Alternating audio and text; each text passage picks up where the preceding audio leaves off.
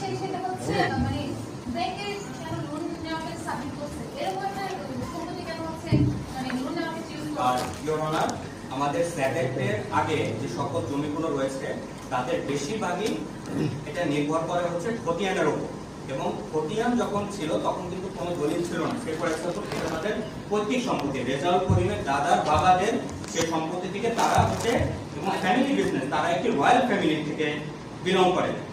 তো তারা ওই খতিয়ানের উপর বেস করে বিশেষ করে 1950 সালের আগে বেশিরভাগ জমিতে কোনো দলিল ছিল না, খতিয়ানের উপর নির্ভর করে এটা ছিল।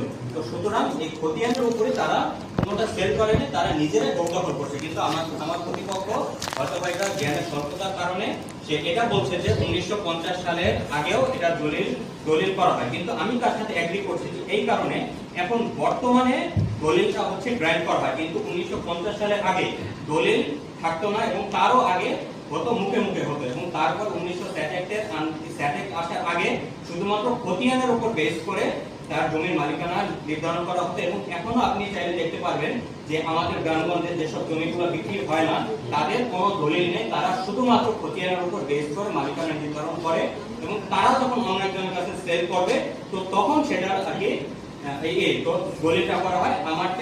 আমার সাবমিশনকে পুনরায় বিবেচনা করে এবং এটি তদন্ত সাপেক্ষে রায় দেওয়ার জন্য আমি বিনম্র